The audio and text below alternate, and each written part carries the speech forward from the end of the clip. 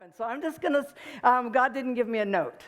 I just have to say that ahead of time. So God didn't give me a note. So if I say something that you think that was good, just go like this so I know I'm on the right track. But I'm going to start out with just where I'm from, who I am.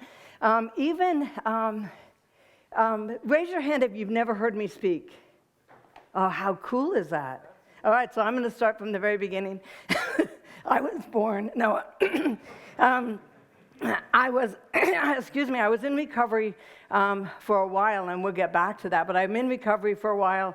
When I got into recovery, I was 23 years old. I couldn't read. My jaw was rotted or my face was rotted. I had to go to this dentist, Adventist, vegan, vegetarian dentist, to fix my face. And, it was just a crazy recovery. Learned to read, got into, for some reason, I decided to do nursing.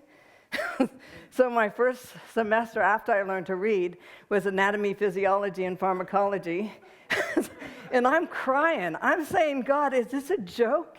How sadistic is this? I'm like mad at him half the time. And he was so gentle, like, take a breath and you'll be okay. And I know there's people in the room probably have had that kind of experience where you are in a place where you're saying, I don't know if I can do this. And out of 85 nursing students, only 8 of us graduated, and I was one of them, so it was amazing. I got into doing recovery work, and I mean recovery work. I thought, okay, if this is a list of where to start, I might as well just start with number 1, because I am going to cover all of them. I started, how do you get off heroin? How do you deal with relationship addictions? How do you deal with anger stuff? How do you do whatever? And I had God, and I had the Adventist message, and I didn't tell anybody else what I was afraid of. I didn't fit anywhere. I would come into a church, literally come into a church, and the first church, I was so excited because I had just found Christ, and I was like, I just found Christ, it's so amazing, And I am like standing on the pew and just so excited. I had come in with every piece of jewelry I owned on because I wanted to impress everyone. And not realizing this was a very conservative church, right? Adventist Church. And I thought I may be just in the poverty area because nobody had any jewelry, nobody had any of that stuff. And I'm like, and I'm 23 years old, and the line of work I had been in for the last 13 years being homeless in Los Angeles was a number of really at-risk things. When he said that number 2 question, what did you do before pastoring? I thought, I'm not answering that. I just didn't dress well. I had a little tiny skirt. My skirt was probably about this short with a little vest on and all this jewelry. And I can't even tell you how excited I was to be in a church. It was ridiculous. And I sat down and people scooted over. And I thought, And within a rejected child, my dad died in a crack house. My family are addicts. And so I've been rejected all my life, and I just wanted to weep, like, not here. And I still want to weep. Not here. I don't have any place to go on the planet. I have no one that sees any value of me on the planet. I don't have anyone to call. Please just let me sit here, even if it's just once a week and I never see you until the next Sabbath. At least when I walk in the door, let me sit down. And so I just tried to get over that, and I'm crying and saying, God. And I have my first apartment, so a lot of cool things are happening. I got a job in a state hospital, Fairview State Hospital in Costa Mesa, so I got a job, and I'm working with Down syndrome kids. Whew. I walk in because I'm kind and loving and excited about life. I walk in, and they're like, ah! And they're snotting all over me, hugging me. So I got all of my really great love and welcoming from these kids, right, that I worked with at the state hospital. But then I would come to church, and I had no idea, because I was smoking my brains out. I had quit heroin and alcohol and a bunch of other stuff, but cigarettes, that's a tough one to quit. In fact, the hotel that you guys put me in, the guy came and said, "Oh, are you speaking at the conference this week?" And I said, "Yeah." I said, "Are you Adventist?" Because he had earrings and stuff. So I'm not that we should judge, but so I said, "Are you Adventist?" And he said, "No, I'm Catholic." And I said, "Oh, yeah, I'm speaking at the conference." And I gave him some books, Steps to Christ and some other books. And he said, "You have a television show?" And I said, "I do." And he said, "Do you ever talk about vaping? Everybody I know vapes. We're really getting sick."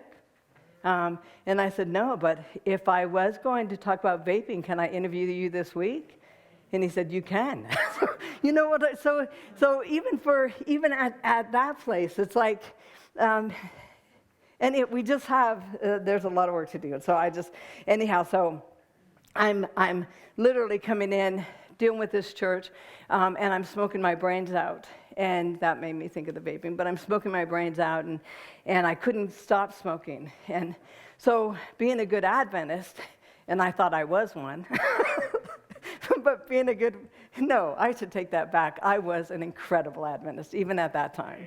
I loved God more than I loved anything. I couldn't believe that the God that created all things looked at me and said, "We can recreate everything that you've almost destroyed."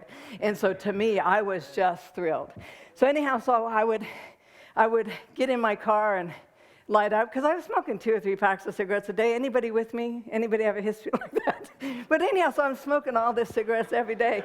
And so I know. I see some shoulders sometimes move, and they're like, "I'm at work, stop." So anyhow, I'm in the car, and I take a big hit off this cigarette, and I lean down, just in case, what if the pastor's driving by, right? So I'm blowing the cigarette out, the smoke out, and then looking up, and I get to church, and I come in and sit down.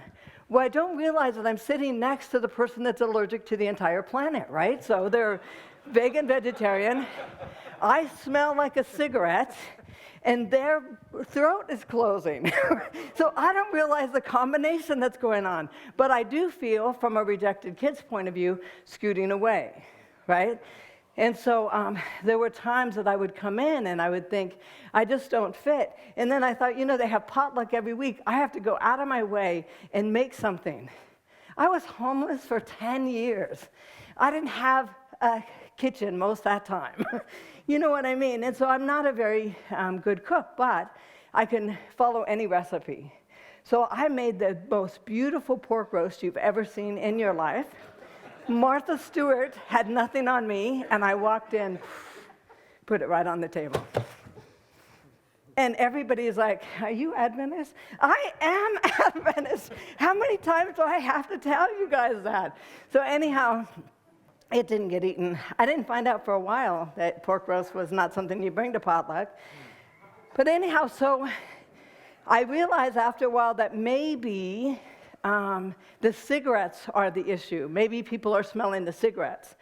So I thought, well, I smoked all the way to church, got out, and then sprayed perfume all over me so you couldn't smell the cigarettes. Well, the person that I sat next to almost died. It's like now she's almost going to ER. So I'm like, this is not working. So I am trying to do as much as I can to just survive. Because an addict won't tell you, "I don't fit in. I really don't know how to read." Did anyone bring their Bible? Oh, the president. Good on you. So anyhow, that the first time I go into a church, and luckily I had heard Doug Batcher's testimony, right? The naked guy in a cave strung out on drugs. I thought, I could go to this church. So the first time I go into church, we're in a small Bible study, and somebody says, "Okay, we're going to start with Revelations." And I thought, oh, crap. Okay, go ahead. No, Revelations. And I thought, go ahead. And he said again, "No, Revelations." And I thought, don't make me hit you in the face. I said, go ahead. So he said Revelations again, so I just went like that. And he said, Revelations. And I thought, oh, and I'm a street kid. You just can't keep pushing us in that way. So I'm like, okay, obviously I got it wrong. So I'm just going to shut the book and give him permission to go ahead. But I didn't know where any of the things in the book were. I didn't know any characters. I didn't know anything about anything. And so when I was in those studies, it was really, really tough. But God said to keep going. Somebody said to me, Cheri, do you know why you're such a mess? That is not a good way to start an outreach attempt. But do you know why you're such a mess? And I said, no. And they said, you're not eating right. And I said, so this is all about brown rice? Because I want to try to be kind, but I've been molested since I was 3 months old. Every relative in my family waiting for livers before they died because they couldn't stop drinking. My grandparents, my dad, when he died in a meth house, his fingernails were overgrown. He looked bizarre, and we couldn't even hardly recognize him. His sexual addiction and meth addictions was out of control. My stepdad, American Indian, alcoholic, very funny, but 6'1" at 110 pounds. So I mean, if you want to ask me why I'm a mess, I can kind of give you a list. But if you say it's not that I'm just not eating right, man, I get it now. 30 years into Adventism, I get why you would say that. But man, don't start there, right? So anyhow, so I said, well, trying to be polite. Let me tell you what happened right before this. So just so that people just learn to behave, because I have to learn now, because now I'm the Adventist that has to learn to behave, right? Because we all get to that place. But I get called in the pastor's office, and the pastor said, we're thinking about disfellowshipping you. And I said, what? Well, we're thinking about disfellowshipping you. And I said, what does that mean? And he says what it means, that they'd asked me to leave the church. And I said, you didn't invite me to this church. It's like, God did. You know what I mean? I'm like, I don't know what you're talking about. And I haven't done anything that wrong. So I know, like, I'm not slamming heroin. I didn't sleep with the pastor. I mean, any of that kind of stuff. And that's happened in these buildings. Raise your hand if you've one of them. No, but anyhow, so I didn't do any of that stuff. So I'm trying to figure out what he said, what he means. And he said, I think you're a Ford follower. And I said, I don't even have a Ford.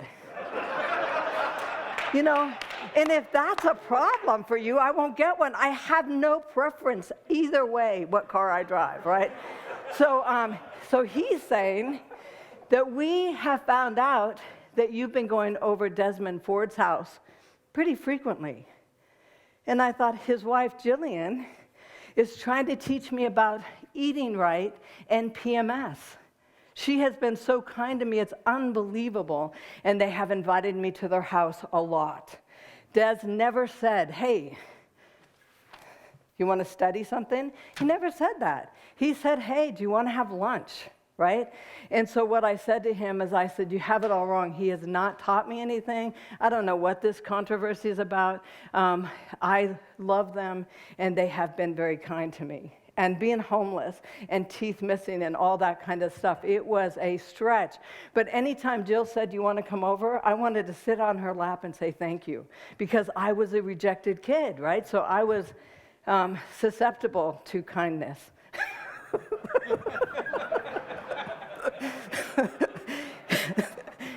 That was kind of a slam, and I want to say I didn't mean it, but that wouldn't be true. So anyhow, I said, well, how do you learn to eat right? And if you are the gay presenter that presented this health message for that weekend, don't get offended. It's just what my take on it, because I don't know if he's ever going to be in the room one day when I tell this story. So anyhow, I go to a weekend to learn to eat right, and I'm thinking, man, I better take some notes, right? Because by this time I can read, and I'm doing pretty good. And I'm in the front row. Does anybody want to guess why I'm in the front row?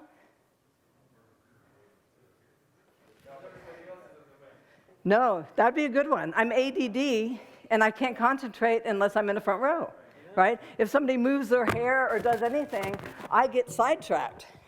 So if you ever see me in the front row, it's because I'm ADD. Are you ADD? Yeah. Oh, nice. Welcome. So any ADD folks come up, or any drug addicts, or anybody that has struggled with anything, because what I want to say is that, man, we're all in this together. And I haven't met anyone perfect, and I keep looking for them. So anyhow, so I go to this seminar, and I'm in the front row, and I'm sitting there in the front row, and I have my notepad, and I'm excited to be there because I'm an Adventist. The only thing I have that's missing is the health message. I have no idea what it means. Some people look really sick that follow it. So I'm confused about that. You know what I mean? Does anybody know what I mean when I say that? They'll say the health message, and they're really skinny in dark circles, and I'm like, you got to talk to somebody. But anyhow, so I'm up front, and I'm going to take notes. And I'm getting ready to take notes. And this gay guy, there's about 1,000 people there. It was Sacramento Church before Doug Batchelor was a pastor there. So it's a big church. And he comes kind of skipping down the aisle, goes in front, and he's a triathlon athlete. I actually didn't know what that meant at the time. And so he talked about it for a while and showed some stuff. And it was really interesting, and he's amazing, and he even said so. No. So I didn't have to take notes on that one. No, that's such a lie. I'm sorry. So anyhow, so he just comes up, and then he says something. He says, we're going to talk about health, and just know that one sin is no different than another. And I thought we were talking about health. And now he's talking about sin. So it just got my attention. And he said, if you've had a hamburger, and I had just got back from McDonald's. So you know how you smell like a hamburger for about a week and a half when you have McDonald's? So I just got back from McDonald's, and I'm thinking, does he know? I mean, it's like, you know, and he said, if you've had a hamburger, you might as well have gone to Mustang Ranch. Same thing. And I thought, hey, wait, I know what Mustang Ranch is. Does anybody not know what it is? Mustang Ranch is a brothel in Vegas, right? So if you've had a hamburger, you might as well have done that. For the people that didn't get that from him, he said, if you've had a hamburger, you might as well have killed someone. One sin is no different than another. And so I'm in the front row. And when I'm in the front row, I'm 1,000 people. Is anybody buying this? I just want to ask, is anybody buying this, right? But I didn't ask. I just went. And I thought, I can't. So I sit back down, and finally, no, everybody looks like they're buying it. Everybody looks like, yeah, that's exactly right.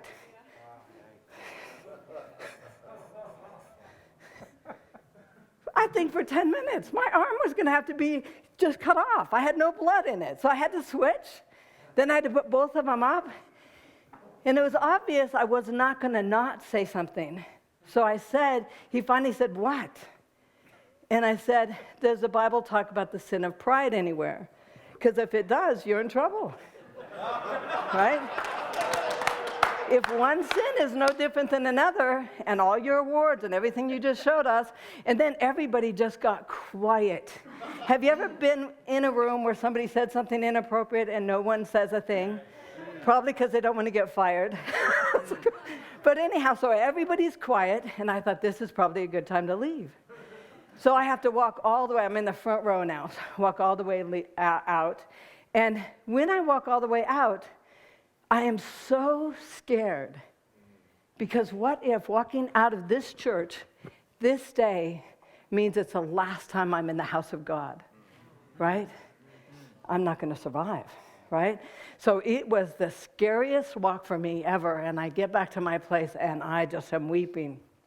Like, God, I'm so afraid. I have nowhere to go. I agree with them. I'm not a good Adventist. I agree with them. I probably don't belong in the building, but I don't have a place to go. I have to be here. And so I'm crying, and God gives me a vision. Has anybody got a vision from God? It's really interesting. A room like this, you guys, I'm going to pray for visions like crazy for you guys. But so somebody said, did you just have an acid flashback? No, I did not. It was a vision. But anyhow, so the vision I got from God was just a time in my life. I'm 14 years old, maybe 15, and I see something that actually happened. But at the time, I didn't see it, and you'll understand why when I tell the story. So I'm waiting for some heroin. We're all waiting for some heroin. We are out. There's somebody running to get some drugs, and we're waiting, right? And when you're waiting for heroin and you're addict, you may not be just joyful. You know, you're not talking and partying in the same way. You are little, not that you're not having dialogue, but you're waiting for drugs. I mean, you really are just waiting for drugs. So they come back. I shoot up the same amount of drugs I always do, and it was stronger than what I'm used to, and I died instantly, right? So I don't remember anything past that point, but God showed me. You die, your friends start doing CPR. Do you think they're certified? So I'm watching in this vision kind of what happened. Breathing for me, pumping on my chest, putting ice cubes all over me. When you do come in and out of that kind of stuff, you literally lose bowel and bladder control. It's not the most attractive thing. And so when I lost bowel and bladder control, they put me in the shower, put ice cubes all over the place, continued to breathe for me. I vomited all over the place. And one girl said something in the effect of, I'm not going to do it. I mean, she just vomited all over the place. And somebody else said, if we don't, she will die, and just cleared my mouth and continued breathing. I came out of that, and the only thing I said is, I had more heroin than this when I went out. Because addicts, all we're concerned is somebody ripped me off. I think someone ripped me off. That was it. I'm grateful that you saved my life, but hey, what about this? So anyhow, when God gave me that vision, I was very angry because what I felt in that vision is I could feel everything, see everything, and smell everything. And could you imagine nothing that wasn't pleasant at all? And that was far worse than the hamburger reference, right? And what God said is, Cheri, I loved you just as much when you were laying in your own feces in the drug house as I do when you're in church trying to figure out how to do this. Do not make this a behavioral thing. I am your father, right? And all of a sudden, I just wept. Regardless of what happens to me in my Christian walk, I have a father that is not judging anything. It's just saying, I'll get you home. And so I ended up coming back to the church, trying to eat brown rice and gluten steaks. I had no idea I was celiac. So I'm like sick as crazy trying to eat everything that people were saying was healthy for me, but I'm celiac, so I have to not do that.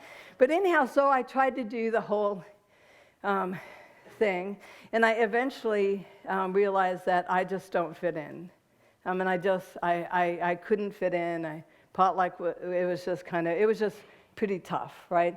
So one of the pastors had me in his office one time. I was doing something, volunteering, doing something, and he had all kinds of things for elderly, like I think it was like papers that they could get, like a vaccine or a shot or some kind of medical thing at no cost, and it was given to him to pass out to his older congregation. And he's from another country, and what he said is, this country doesn't need these kind of handouts, and he put it in his drawer and shut the drawer.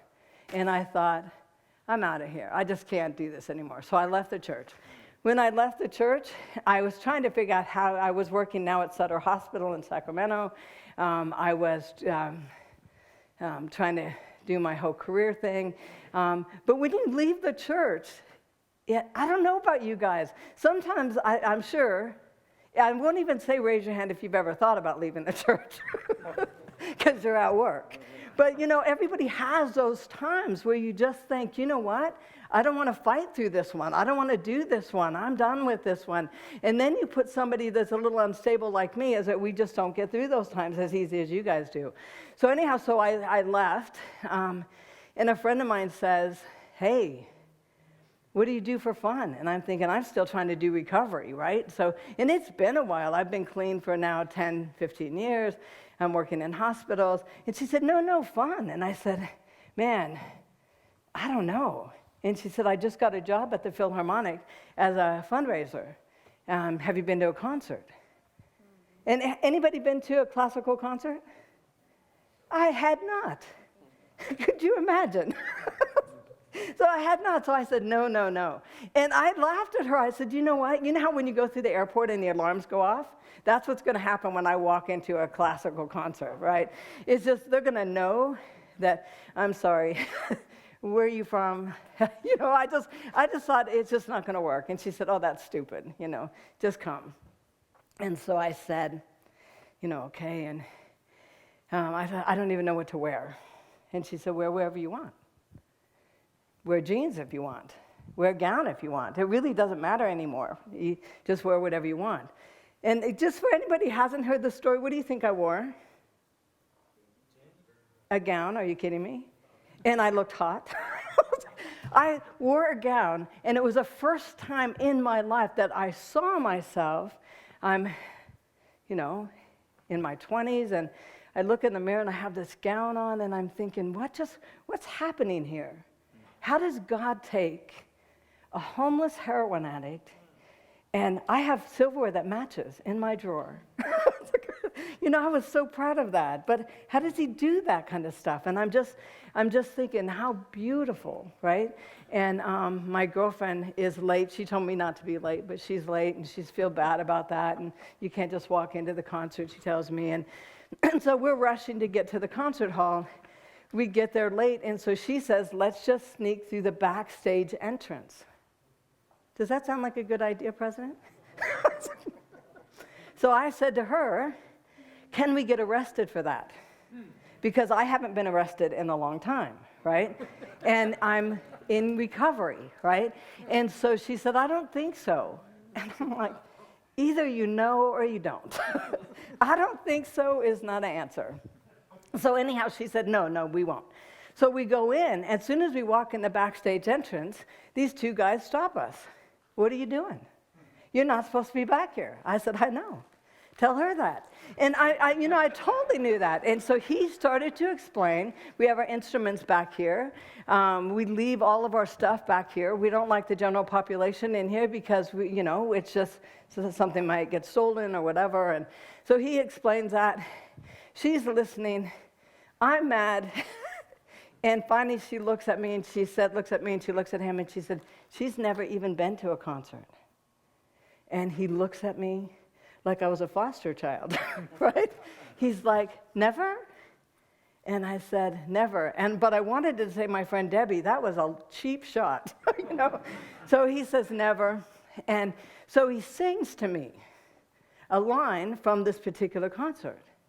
And he said, you'll hear this repeated throughout the entire thing. And it was written by this guy. This is why he wrote it. This is the line. This is what was happening politically in that country. And it's one of the most incredible pieces. And he sings again. And I thought, this is incredible. I didn't know there was a way to listen to classical music. And I was just overwhelmed by his kindness and his voice and all that. And he says, can I take you to your seat? And I thought, did he just give me the look? Because I just want to say, you know what? I'm a mess. You know what? And I wanted to warn him ahead of time, but you can't warn somebody that hasn't done anything yet. You know what I mean? But he's like, can I take you to your seat? And it might be easier that way. And so I'm saying, no, we'll find it. And my friend Deb says, yes, of course, And so he takes us and sits us down. And as he turns around, he says, after the concert, we're all going to the Hyatt Regency, and we're going to have a jazz concert because we're celebrating the trombone player's birthday. Would you guys come? And I said, no, I want a hat. I'm a mess. I've never done relationships well in my life, in my whole life. You know, you need to not look at me like that. I want a shirt. I want a warning sign. I want hazard lights or something. I want something to happen here. And so I say no, and my friend says, no, we're not doing anything. We'd love to come. And so afterwards, the classical concert was absolutely amazing. And afterwards, we went to the Hyatt. And the guy that walked me to my seat was a trumpet player, and now he's sitting with the jazz band, and he's playing trumpet, but these incredible high Cs. He was doing these trumpet licks that were just outrageous, way different than the classical music that I just heard. And I was like, that is amazing. And as I'm watching him play, he definitely gave me the eye. And I'm like, you have got to be kidding. Because, I will eat you alive. You know what I mean? This will not be pretty at all. Just because, he's just so sweet looking and so innocent, right? And so he comes over and he says, who are you? And I said, really? Well, I'm a heroin addict in recovery. I was homeless for 10 years. I got on the streets at 13. My sister's a stripper and a prostitute. My other sister's a meth addict, deals meth out of my mom's house. All her jaw's rotted, teeth are rotted. My brother's psychotically alcoholic. My dad is a crack addict. He hadn't died yet. My other dad is alcoholic, smokes weed every day. And I just went on. And pretty soon he starts busting up. He couldn't stop. He couldn't stop laughing. And he's just like, I know. I mean, who expects to hear that? But I thought, if this guy's not taking any other hint that you need to move on, I'll give him a good one, And he's laughing so hard. I said, hey, who are you? And he said, well, my dad's an ambassador for the United States to Bangladesh. My mother is a principal violinist in the Madison, Wisconsin Symphony. And I was a Boy Scout till I was 21. And I thought, oh, shut up. There's no way. So I said, so you were somewhat of a geek. And he said, you were homeless. So what are you talking about? And so I remember thinking that we would never date, but how funny is it? And Eric, you've met Brad. He's somewhat of a geek. I mean, he is just that kind of trumpet band geek, right? And so anyhow, so we started to realize that we're not going to date, of course. But he was a golfer, and he said, have you ever played golf? And I said, no. I'd like to learn. Any golfers in the room? Hey, I should have brought clubs, but I guess not. But anyhow, so he said, I want you to practice swinging. So I practiced a bit. Practice again. He didn't even give me a ball for a long time, right? Then he puts a ball down, and I want you to have it in the air and go towards that hole, right? So I thought, this is not a difficult game, is it, right? So I just went in the air, and it went towards that hole, right? And he couldn't even speak. Any golfers in the room, you know what I'm saying? He's just like, what just happened? And I said, didn't I do what you told me? Yeah, but, And so we start playing golf, and I love it. I actually am pretty good at it. And then he comes over one day with a gift, and I said, what's the gift for? And he said, I just got you a gift. Well, what's it for? Just got you a gift. And so I opened it. It's not even my birthday, and it was a pair of golf shoes. And I thought, oh, man, this is like an engagement ring for him. So I said, if we are getting serious, you need to meet my family, right? And so he said, well, yeah, you told me all about them, so how bad could it be? Said, raise your hand if when you bring someone over to your family that you want to call ahead and ask them to be normal for 24 hours. Not all day, not all week. I don't want to stress you out. Just 24 hours, right? So you can't do that because they will say, I am normal. Like, no, hon. My meth addict sister is like, I don't know why you always say that because I am just fine. So anyhow, so with Brad, with Brad is I know that he's coming over, so I said, I'm bringing someone over, and we're staying just for Christmas Day, right? Christmas at my house is really different than a lot of people's houses. So we're staying for Christmas Day. We'll come Christmas Eve, probably pretty late, and then can't wait to see you, can't wait to meet you. And so my sister, the meth addict, is like, wait, you can't just say it like that. You've never brought anyone home. I'm not sure why, but you never have. And I'm thinking, I know. So just be normal. She said, what does he do for a living? I said, he's a trumpet player in the symphony. Oh, man. Do you have to listen to that crap? And I said, you are a drug dealer. Oh, can I say, I can't say crap here, right? So I take all that back. You have to listen to that stuff, right? And so I was going to say something else, but that was the nicest out of what I had to pick from in my head, right? So anyhow, so do you have to listen to that? And I thought, you know what? They are going to tease him like crazy. And he's going to say something stupid like, I was a Boy Scout till I was 21.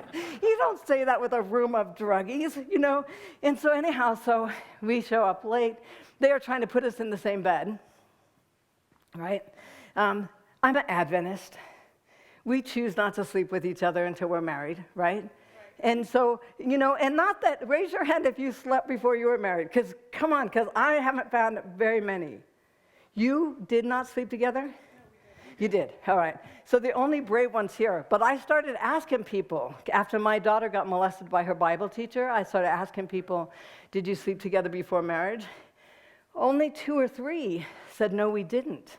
And I thought, then what are we teaching people for? We're teaching one thing that they're shamed about, yet we're not doing it. And we can say it differently. Man, here's God's ideal, and we would be less hurt if we followed that. But we don't follow it, And so anyhow, sorry, I got off. Anyhow, about sleeping with Brad at my parents' house. Thank you. You guys are brave. Give me a kiss. I've had a COVID. I'm all right. So anyway, so we get there. We finally convince them that we're going to go into different rooms, and Brad gets up before I do. Most of the world gets up before I do, but Brad gets up before I do. So he goes in the kitchen, and my dad is smoking a joint at the kitchen table. You want some of this? And Brad is like, all he says, is that legal?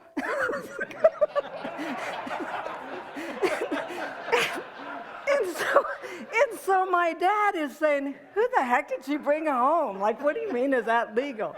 So he's just saying, what, do you want some or not, And he said, no, I was just looking for breakfast. And my dad says, it's a holiday. And in our family, what that means is everybody is going to bring the best drugs that they have, and we are going to be wasted all day long, right? We're not going to have a pork roast. We're not going to have anything. We're going to have, probably a pizza and some lines of Coke, And so my dad is trying to explain to Brad what holidays look like at my house. My mother, we call her a pharmaceutical regulator. Could you imagine what that means? Like if you're at the house and we're partying all day and you get a little sloppy drunk, she'll say, hey, hon, you're a little drunk. Just take these, babe. And she'll give you some diet pills, right? Yeah, and that's what we do. Or if you're too hyper, you've done some meth or whatever, here, just take these. Here's some Valium. She just gives them to you. And she walks around the room and she regulates. I've laughed and told Brad that story. But when you see it live, it's a whole different thing. So we wake up. My dad is getting high in the kitchen. Brad finally says, well, I'm just looking for breakfast. My dad laughs. And he said, do you have any orange juice? Right? And he said, yeah, of course we have orange juice. Do you want anything in it? No, just orange juice. It's first thing in the morning. So he gets orange juice. Now everybody's mad at him. And I just wake up to that. And I realize everybody's mad at him. When druggies get mad at you for not using with them, and if you even know of anybody in your life or read a story, raise your hand about this, is if one person is not using, then most of the druggies will go out to the garage and start working on someone's car. Anybody know what I'm saying? So they'll say something like, hey, my transmission is messing up. You want to go check out? And so they'll be smoking weed and doing lines in the garage, but you'll be sitting by yourself in the living room. So anyhow, so I get up, realize there's some tension in the air, but by the time I get up, my sister shows up, and this is my favorite sister. I love her. We hitchhike across the country together in platform shoes and a miniskirt from California to New York and back. But anyhow, she's my favorite sister, stripper, drug dealer, and does anybody, when a stripper walks in the room, they kind of pose. Do you know what I mean? Like, you must be Brad. I've heard about you. And so Brad is like, what is happening? So Brad is trying to figure out, like, what's happening? And she is so cute. In California for Christmas, she has this little tiny sexy Christmas dress on, and she's just like, she never brings someone home. But you know what? We're a good bunch of folks, so don't be nervous. And so she's doing all this, and later on, she gets more and more drunk. Oh, I forgot about her boyfriend. Her boyfriend is probably 6'7", huge guy, has a computer business, but it's just a front to move large quantities of cocaine, right? So we have a stripper and the mafia. And the Boy Scouts. So I just like, we have this group, and I'm thinking, oh my goodness, this was not a good idea. And so Cindy, as she gets more and more high, comes up to me and says, I can't do that with the president, because you would fire me today if I did this with you. So let me just see, is there a female back here? I can't see any. Is there anybody that identifies as a female? No.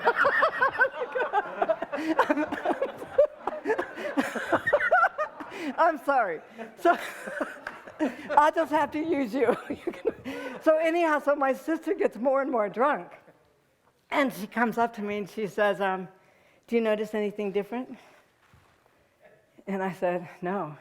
Really? I just got my boobs done. Feel, they're natural. So Brad is trying not to look, but she just lifted her shirt up, and she's just having me feel her breasts on how natural they are. And Brad is like, what is happening here? And he's trying to look down, right? And she's trying to explain that they did the implants through her nipples. She doesn't even have a scar. Look. And he's like, no, I'm not looking. So as that's happening, my younger sister comes, a meth addict, and she is like, you must be Brad. Come here, come on. And she just leaps on him. And he says, I put my arms around her, and she is skin and bones. Has anybody seen a meth addict? Teeth are rotted out, and you can feel everything, right? So she is a mess. I love her to death, but she is a mess. Her jawbone is rotted away. Her teeth are rotted away. And so Brad, he's almost crying. He said, I just held her, and I wanted to cry and say, does anybody realize how sick this kid is, right? And her boyfriend is with her.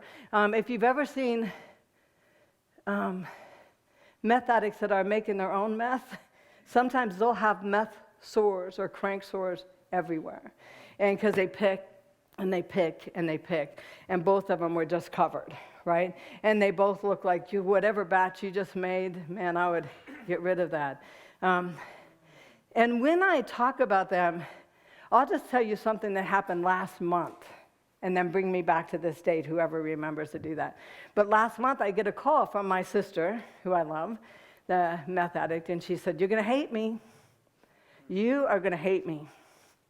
And I said, no, I'm not going to hate you. What happened? No, you're going to hate me. Hon, just tell me what you did, and then we'll work it out, but I'm not going to hate you. Well, Mom had a backache. I thought, oh, this does not sound like it's going to go in a good way. Mom had a backache, and she was really having a hard time. And so I gave her a little bit of fentanyl. I thought, what? I gave her a little bit of fentanyl, and she has been out for 12 to 15 hours. I can't wake her up. I said, are you kidding me? I got her on her feet once, but my friend had to get on one side, and I got on one side, and we tried to walk her, and she wasn't making sense, and she's not walking. So now I'm from Idaho calling California to try to get some kind of Suboxone or some kind of something that I can give my mom to counteract the fentanyl. And I finally find something, but it's been 15 hours, right? So with a fentanyl overdose, you could have some major damage within that time, if not death anyway. So I said, first of all, take her to the hospital. No, we don't do that. You know we don't do that. And so I said, okay. So I found someone that would drive over there. They gave it to her. And now everybody's mad at me because she doesn't have her high now. So it worked immediately. It took the opiate stuff out of her body. She's no longer high. And she's like, you didn't have to do that, you know. I was feeling better. And I'm thinking, so my family is just that family. And so that night, she's meeting Brad, talking about all kinds of stuff. Her boyfriend, Brian, is there. My brother shows up, who's psychotically alcoholic since he was little. And then my sister, my older sister, and her husband, they tend to smoke weed and drink. And so, I mean, everybody's high except for the kids and Brad and I. So we're trying to just kind of get to know everybody. Brad brought his trumpet, and he's giving a trumpet lesson to one of the kids. And so it was kind of cool in that way. He was so gracious to my family. You know, I mean, he was just so gracious. I love that. I can't say 100% gracious, because he wouldn't go to the bathroom at my family's house because you would stick to the tile, and he didn't. He just said, I can't do it. So he'd go to the gas station and then come back. And I thought, are you too good to go to the bathroom at my mom's house? But anyhow, so he was gracious. And then somebody said, it's time to open Christmas presents. And so everybody's now going around the tree and excited. And my younger sister said, you got to open mine first because you are going to love this. It's just amazing. And so she gave me the gift. And so I'm sitting next to my sister, the stripper. The mafia guy didn't say anything the whole time. And my dad, alcoholic, and my mom and all her pharmaceutical stuff, and then my meth addict sister. So we're all in a circle. And then I open the gift, and it's some beautiful crystal pieces. I mean, beautiful. And so I said, wow, these are beautiful. Like, where'd you get them? What do you mean? That's not what I meant. She said, you think I stole them, didn't you? Don't you? And I said, no, I didn't mean that. I meant, like, where did you get them? They're beautiful. No, you think I stole them. And I said, Joni, I was just asking you, but now that you mentioned it, where did you get them? And she said, I got them from a storage unit. And I said, was it your storage unit? She said, I don't have a storage unit. I know that. So now I'm sitting with Brad. His dad's an ambassador for the United States. We have stolen goods on our lap, and we have drugs everywhere. And I just looked at him and I said, this is my family. Welcome home. So I said, this is my family. And he's just looking at me like there was no story that you could have told me to prepare me, right? And later on that night, everybody in druggie families, by 4 or 5 o'clock at night, people are getting pretty wasted. So you can leave anytime after about 4. And so we get ready to leave, and we're driving home. He doesn't say anything for hours and hours and hours. And finally, he said, are you sure you weren't adopted? This cannot be your family. And I said, I'm positive. And a little while later, he asked me to marry him. And that was in 1989. But what was amazing to me is when I talk about family and dysfunction, it's so crazy to where, do I have a clock anywhere? Because I do have one more story I'd like to cover. No, because I could go on and on. 11:30. I got a half hour. Okay, good. So anyhow, he asked me to marry him. And what's really interesting is that with dysfunctional families, and please raise your hand if you know this to be true, the drama never stops. You think that's like the fentanyl overdose. You think that's the worst thing that could happen in my family, right? You almost killed my mom. You almost killed your mother and didn't talk for 12, 15 hours because you were afraid someone's not going to like you, right? You didn't take her to the hospital because we don't do that.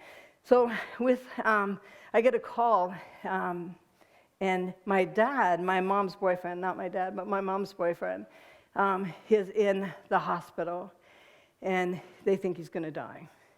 And I said, Brad, I have to go. And Brad's a new Christian. Eric was a part of that, Eric and Stan Hudson. But Brad's a new Christian, but he doesn't get any names right. I mean, he'll study and talk about, remember when Moses came out on the water with Jesus? Like, did Eric tell you that? So anyhow, he just never gets the names right, but he's adorable, right? So I'm going to fly home because I love my stepdad, but he's a mess. I mean, I've never seen him clean. As a kid, he sent me away. He's been inappropriate. He's just so typical alcoholic. I mean, all that kind of stuff. But I mean, I love him. So I fly home, and I'm at the airport, and I get a rent-a-car. I'm the rejected one in the family because I'm Christian. I think that's hysterical. But anyhow, so they really don't like me around as much, especially if you're going through a crisis, because you're going to try to pray for us, and you're going to talk about God, and you're going to look healthy, and that pisses us off, and and so like if I call them and say, hey, I'm coming, they would actually say, no, it's good. We'll call you if anything changes. So it's like I am definitely the black sheep, more so than when I was a heroin addict. So anyhow, so I fly in, I get a car, and I drive to my mom's house, and I'm just going to come in, and say, I just want to know what hospital, and I want to go see Mac. And so I go in, and I get there, and it's so crazy, because it took me a while to get the flight and raise money and all that kind of stuff. So, but I get there, and I walk in, and Mac is sitting in his chair in the living room. And I said, hey, what are you doing? And he said, hey, what are you doing? And I said, I thought you were dying. No. He said, well, I went out to barbecue, and I was smoking some weed. I got the munchies, went out to put something on the grill, and he passed out. And he passed out just from the grill, because he has emphysema pretty bad. And just from the smoke from the grill took his oxygen away enough that he passed out, hit his head on the cement, and knocked himself out. So when he came out of that, he said, I think I'm too stoned to barbecue. Because our family's pretty bright in that way, right? So I think I'm too stoned. So he goes to bed. My mom and my dad don't sleep together anymore. Any druggie in the room that's impotent, raise your hand. So you do a lot of drugs, a lot of alcohol, and towards the end of your life, a lot of times you're impotent. So because of that, they haven't slept together for a long time. And the only reason I say that, because sometimes I'm amazed at what we don't allow each other to talk about. Impotency in the United States is off the chart. Look at, if I told you how much Viagra was sold every month, and as church members, we can't be afraid to talk about that stuff. But anyhow, so my dad's impotent, sleeps in his own room. But he drinks every 2 hours, right? So every 2 hours, he has to have something to drink. And so everybody knows he hides alcohol everywhere. Like you can take the little thing from the toilet and move that, and there's a bottle in there. There's something under the sink. I mean, he just hides it everywhere.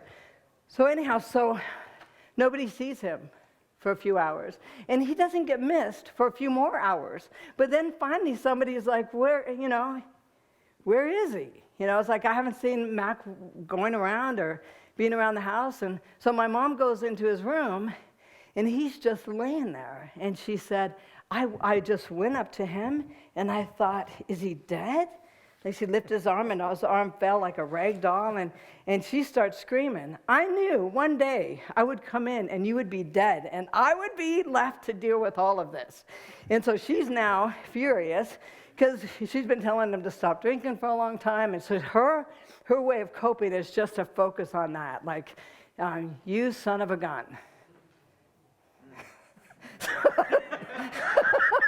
You look what you've done. And so they yelled and screamed. My sister came in and yelled and screamed. About 4 hours later, they call an ambulance. So I always wondered why 4 hours, but the answer I've gotten is, you know how your dad is. It's like, not when he's dead, I don't know. So anyhow, so they call an ambulance.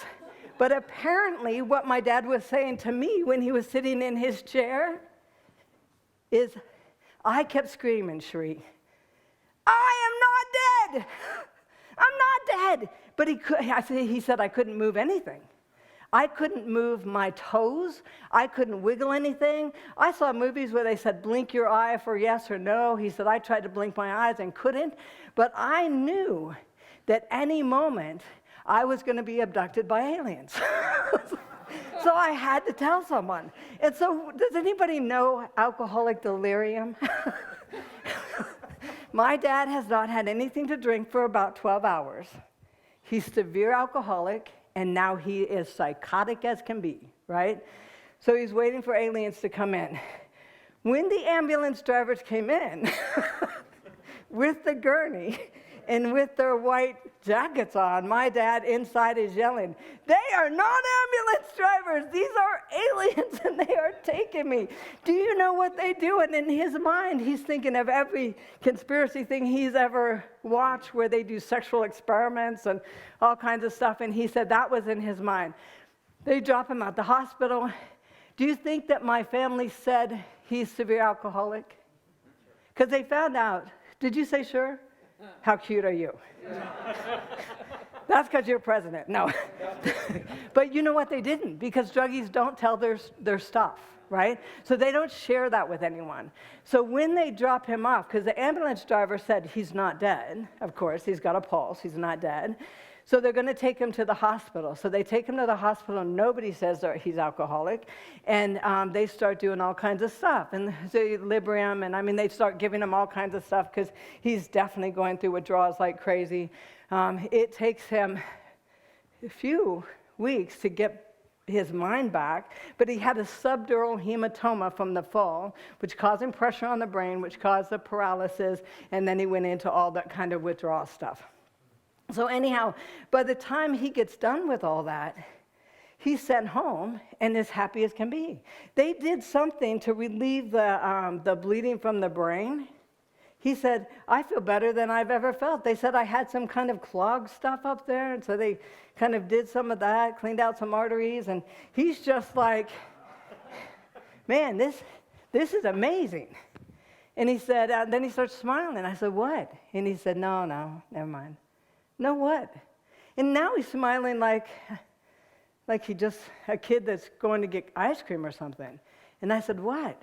And I'll show you a picture this afternoon of my dad with his chair, but he's got a chair that he's been sitting in for 35 years. Anybody have a chair like that? It's never been cleaned, moved, washed, anything. 35 years. And on both sides are 2 end tables that have all his paraphernalia. He's got an ashtray that's huge, because he's got emphysema. You don't want to have to walk and empty the ashtray all the time. So it's huge. He's got beer. He's got roach clips. He's got everything on both sides. And then the arms of the chair open up, and there's compartments in there. What do you think he has in those? He's got weed, lighter, that kind of stuff. On one side, he's got catnip for our cats, because even our cats are stoned. And I'll bring 2 pictures this afternoon. I'll bring a picture of our cat not able to lift his head from the table because of the catnip in front of him, and my dad in that chair. But I said, just tell me, because he's still smiling. And he reaches over by his beer, and he pulls a bottle of painkillers up, and he said, look what they gave me at the hospital. And he's happy as can be. So in our family, even death is not something to be afraid of. To be afraid is to not have the drugs that you need. To be afraid is not to have the alcohol you need. To be afraid is to have to do life without anything. You know, when somebody says, you know what, I had a life similar to yours, but I didn't do drugs, I think, oh, I'm sorry. You know, how do you get by that stuff without just taking yourself out? But the fear in our family is just to do cold turkey. My younger sister is trying to do this right now, but it's really tough on her because she's afraid. I brought my sister into a church. Just raise your hand if you think she was welcomed in the church. No. I wanted to weep because no one had any idea that this was my sister. They might have thought it was some druggie that I was working with, but nobody said hi. Nobody said whatever, and she looks terrible. I mean, she really does. But I would give anything for my sisters to be standing with me on the sea of glass. Do you know what I mean? And God told me that's going to happen. But you know, it won't happen unless we learn to behave. So anyhow, with my dad, he ended up going through that. My sister, right after that, I get called back. And two things is happening. My dad now is dying of the cancer, and my sister just tried to kill herself. Have anybody tipped a 50-year-old stripper? Raise your hand. So she's 50 years old. She has a beautiful home right on the beach in Huntington Beach, and she can't account for it to the IRS, right? And she's turning 50, and she's got her third DUI in California. So California was, at that time, a 3 strikes you're out, and she was thinking, I'm going to go to jail, they're going to take my house, and I can't work anymore. And so she tried to kill herself. When she tried to kill herself, she literally took so much that it blew a hole in her stomach, and her abdominal cavity filled with acid, and that burned her lungs, and her lungs filled with acid, and she can't breathe for herself. So they have her in an induced coma, and they're trying to see like what's going to correct itself. I end up showing up, and they barred me from going into the room by myself. In front of the nursing staff, they said to the nursing staff that we don't want her to go in by herself. And the nursing staff looked at me and then looked at my family, who is just like, we're serious, you know. And they're all strung out. And they said, why is that? And they said, oh, because she's going to try to pray. And the nursing staff said, that's okay. She could actually pray here. No, we don't believe in that. And my mom said, even if I'm dying, you have to know that I'm not giving you permission to pray for me. And I just thought, how bizarre is this? She is dying. If you don't believe in it, who cares? Then let me do it, and it won't be an issue. And they said no. And so I'm the only one that wasn't allowed to go in by myself to sit by my sister's bed. So I end up going to the bathroom, and I'm crying. And Brad is on the phone, and Brad says, I need to come out. I need to come out. And I said, no, I need to come out. I said, Brad, you cannot. And so we'll talk about it later. I'm going to fly home. If this lasts very long, I'll fly home, get some stuff, and fly back. And so he says, I need to come out. I'm the man of the house. I am the spiritual leader. I don't know what you're teaching these men, Eric.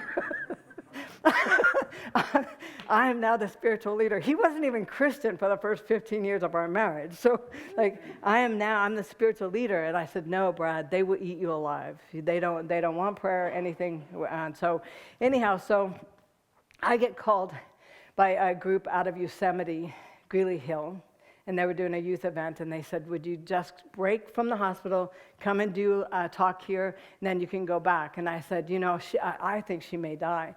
So I asked the nursing staff, and the coma's an induced coma. They can't give me a lot of information, but they thought it was okay. So I break. But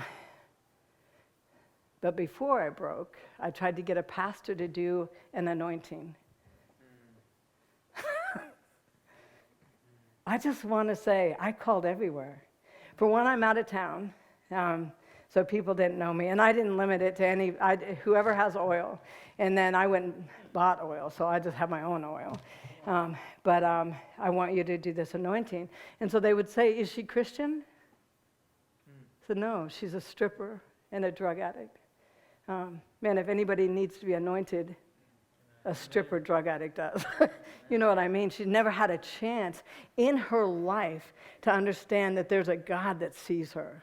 Not one chance. Nobody's told her that. Nobody's given her that information. Nobody is saying to her, from the time you were born, you didn't have a chance. But I will give you a chance. Nobody's saying that. We have a God like that. So, but I kept getting no. No. So finally I said, God, can I anoint her? And please don't get offended, anyone. But God said yes. So take it up with him. So I went and got a gallon of oil. Because where do I start? I just want to pour it like all the way down her. And prayed over that. And literally, the only reason I got to pray for her is one of the nurses said I could take the night shift and just come in at night. None of my family stay that late, and I could do the anointing then. So before I left, I did an anointing on my sister, just prayed with her and cried with her, and just begged God, please do not judge this girl. And God reminded me, this is not the time of judgment. This is a time of redemption, right? I'm not judging right now. There's going to be a time. But we can't approach anybody with that right now because it's just not where God's at. I'm working with kids from the sex trade industry. They just left, a 14-year-old just left my house that was abducted, raped for a week, and getting ready to be sold. And when she comes to my house, I have nowhere to take her because she has purple hair. And somebody's going to say something about that hair. This kid is 14 years old and has seen crazy stuff. But anyhow, so God is just assuring me it's not a judgment time. So we did the anointing. I went to Yosemite, some lodge there, and then did that event and came back. And I walk in and my sister's bed is empty, and I'm thinking that she had died, right? And apparently what happened that day is if you've been on a ventilator in an induced coma for longer than 12, 14 days, they take that out and they do a trach, right? Because it injures, you just get too injured. So they were taking the tubes out, they were going to do a trach. What they found out is that she started to breathe on her own. They checked that out. They pulled her out of the coma. She is actually doing pretty good. And they put her in a regular bed, not in the ICU bed, right? So I come in, I know. So your next sermon should be, God does heal strippers. So anyhow, so I end up going in the room, and my whole family says as I walk in the room, because I am glowing, don't think that your prayer did this. No, don't think that you did this. And I said, I don't think I did it. But I looked at Cindy and I said, you know what happened. You know, because nobody can be healed in that way without something happening, right? So she gets discharged within the next few days. I don't leave because she doesn't have any support. When she got discharged, my family brought pastries and wine over to celebrate. She had 3 DUIs. I'm like, what are you doing? And I'm screaming at her, do not drink, do not do anything. Your lungs have to heal. She's going to be on oxygen the rest of her life with a tube to her nose pulling a tank behind her, right? And now I think she tried to kill herself when she's a 50-year-old stripper. How about a 50-year-old stripper pulling oxygen? Could you imagine that on stage? So it's like all of that stuff. And I think she's not going to survive this, and they're bringing wine over, and I'm saying, you can't drink. And so finally she said, okay, I'm not going to drink. And now everybody's mad at me. But she is now going to be on oxygen. So she... we talk. I go to Trader Joe's. I get a bunch of healthy stuff, nuts, oatmeal, fresh fruit and vegetables. And she said, this is going to kill me. I said, it is not going to kill you. And so, you know, I hope I'm not like the person that told me brown rice was going to fix everything. But I know now the health message. And you got to get good stuff in your body, else you're not going to be able to heal, right? And so I'm doing all that kind of stuff with her, and she's feeling better. A friend of hers calls, and I'm almost done. A friend of hers calls and says his dog is sick and may be dying, right? And he's an old strip club owner. And for people that don't know this, When you're an old strip club owner and you're at the end of your life, the only one that likes you is your dog, right? So his family has left him. His kids don't talk to him. This dog is important to him. And Cindy said, if this dog dies, he will die. And she says, you got to pray for him. And I said, it's not my friend. I don't even know the dog. You pray for him. And she just starts shaking almost. She's like, I don't know how to pray. And I said, just say, God, help the dog. And I start walking away, and she said, don't walk away from me. You got to pray. And I said, I'm not praying for him. You got to pray for him. And so I heard her in the kitchen, her first prayer ever, God, help the dog, right? A few hours later, the dog is better, right? And who knows? I think God did it, and I think he did it for my sister. But anyhow, so I have to fly home. She lets me pray for her. I get home. A week later, she calls me, and her oxygen levels are being decreased. A few weeks later, they're being decreased again. About a month later, they're off at night altogether, and she's getting better. And she calls and says, you know, are you still praying for me? I said, yeah. What's wrong? Because it sounds like an awkward thing. Are you okay? And she said, well, can you pray a little bit less? I'm trying to get Social Security.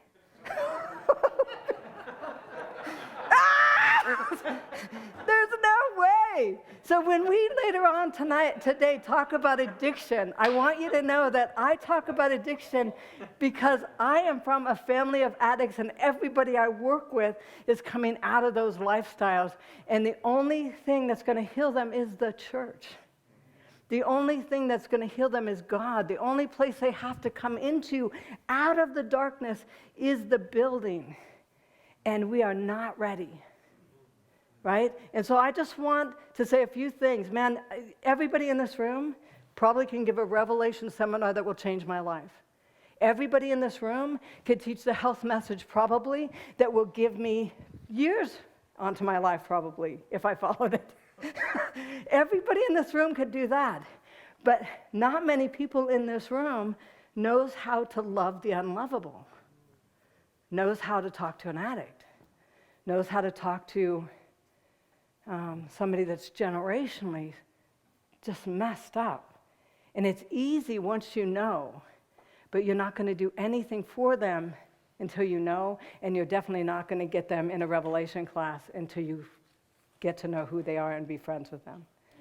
So we're going to talk about that. And thank you for letting me go over, and definitely thank you for letting me be an Adventist.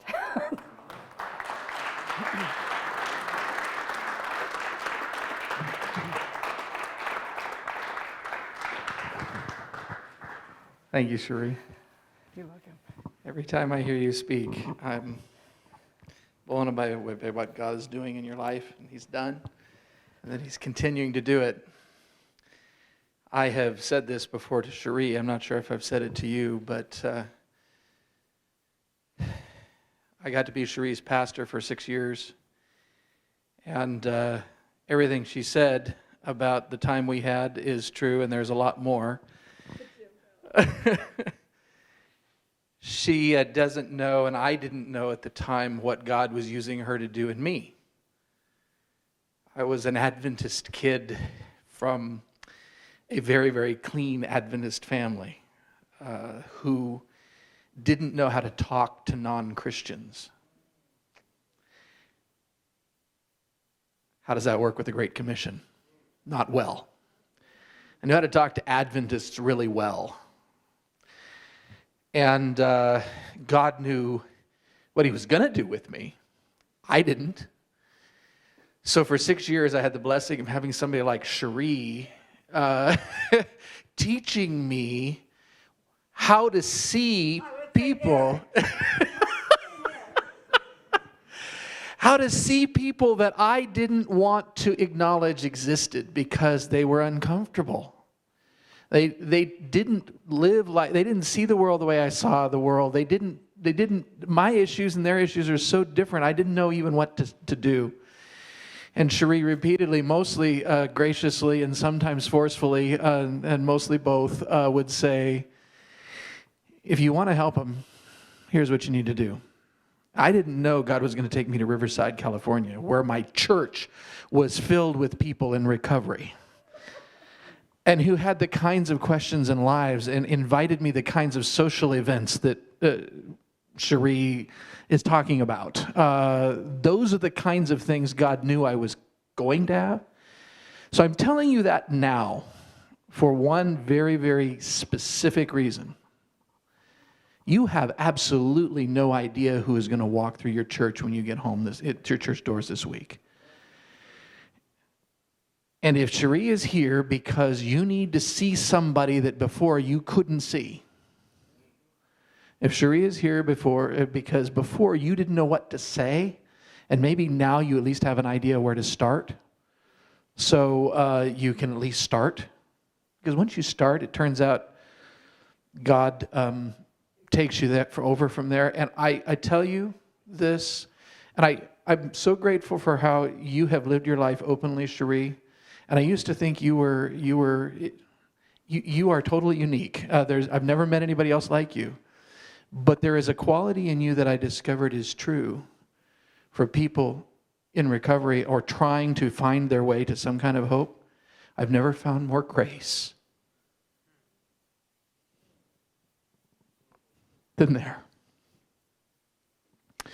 When you sit in a room full of people who admit, I'm an addict, and I have absolutely no idea what to do next, you can't screw it up except by being a judgmental, self-righteous jerk. And even then, they'll forgive you if you try. You won't find that with your church members, but you'll find that in a room of people in recovery. And it took me a while to learn that, but you were a huge part of my life in prepping me for stuff I had no idea God was going to throw at me. It was probably good. I didn't know. So thank you. This afternoon, we're going to be going into some really practical, specific stuff. This morning, kind of your story. This afternoon, we're going to be talking about, okay, this is my world. This is what it looks like in my community. How do I have eyes for people at risk? How do I see what I'm not seeing? What are some of the things I can do? How do I help my members? That sort of thing. And just for Eric has said he would join me in this, is that I do have something I want to present as kind of a foundation for this afternoon, but I really want us to dialogue, like anything that you have seen or questioned or something that's worked for you. And so we're going to have a half of the session just being an open dialogue. If you guys don't talk at all, that's fine. I'm a woman. I can just keep talking, right? But I'd like it to be a dialogue. So that's